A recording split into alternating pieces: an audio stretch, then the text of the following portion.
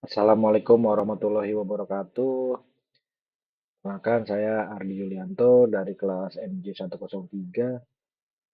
Sini saya mau menjelaskan kebijakan mikro pemerintah sebagai pilar stabilitas dan transformasi ekonomi nasional. Di mata kuliah ekonomi mikro dengan dosen Pak Joko Suharyanto, SEMM CPOD. Kebijakan mikroekonomi adalah langkah-langkah strategis yang diambil pemerintah untuk mengatur sektor tertentu dalam perekonomian dengan tujuan meningkatkan efisiensi, produktivitas, dan kesejahteraan masyarakat.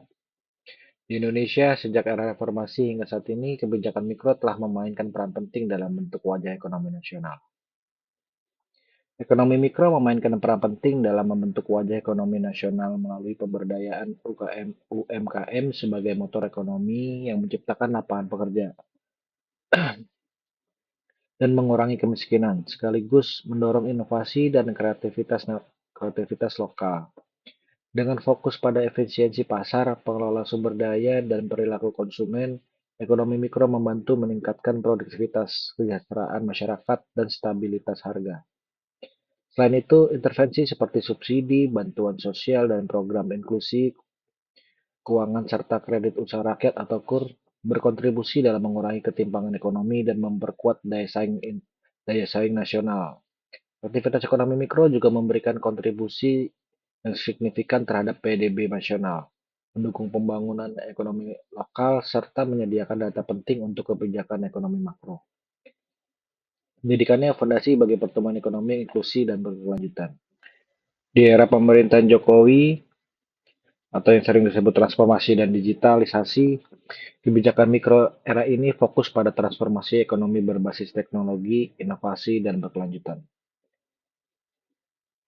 Digitalisasi UMKM melalui program Go Digital 2024 mendorong akses pasar digital, sementara bantuan produktif usaha mikro atau BPUM menopang UMKM saat pandemi. Intensif fiskal diberikan untuk startup teknologi, reformasi pajak, menurunkan tarif PPh final UMKM menjadi 0,5%, dan kebijakan energi hijau mendukung PLTS atas atap serta subsidi kendaraan listrik. Di sektor kelautan, pendekatan ekonomi biru meningkatkan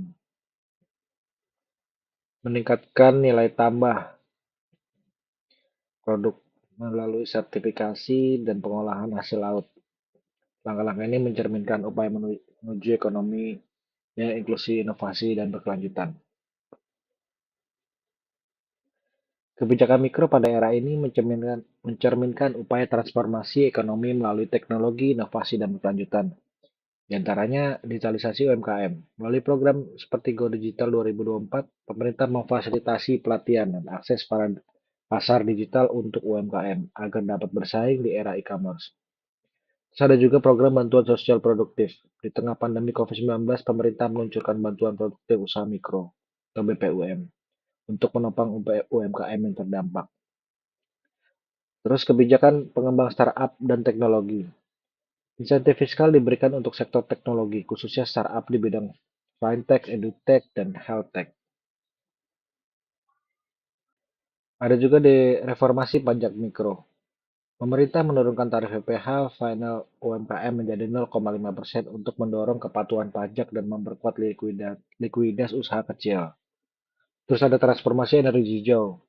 Kebijakan mikro di sektor energi diarahkan pada pengembangan PLTS, atap untuk rumah tangga dan usaha kecil, serta subsidi kendaraan listrik. Di sektor kelautan dan perikanan, dengan pendekatan ekonomi biru, pemerintah meningkatkan nilai tambah produk kelautan melalui sertifikasi produk dan pengembangan industri pengolahan hasil laut.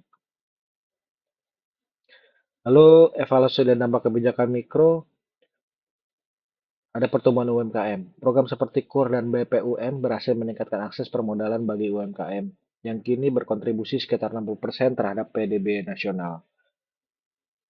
Terus ada digitalisasi ekonomi. Kebijakan mikro yang mendukung digitalisasi meningkatkan penetrasi teknologi di pedesaan dan memperluas peluang usaha berbasis teknologi. Terus ada stabilitas sosial ekonomi. Program subsidi energi dan bantuan sosial memberikan bantalan bagi masyarakat berpenghasilan rendah. Di era Jokowi juga ada tantangan. Salah satunya ketimpangan akses. Banyak pelaku usaha kecil, terutama di daerah terpencil, masih sulit mengakses program pemerintah karena kurangnya infrastruktur dan informasi. Kedua, ada efektivitas implementasinya. Beberapa kebijakan seperti subsidi pupuk dan energi masih rentan terhadap penyalahgunaan dan tidak tepat sasaran. Sama adaptasi terhadap perubahan. UMKM masih menghadapi tantangan besar dalam mengadopsi teknologi baru dan bersaing di pasar global. Ini salah satu program di era Pak Jokowi adalah program Kartu Prakerja.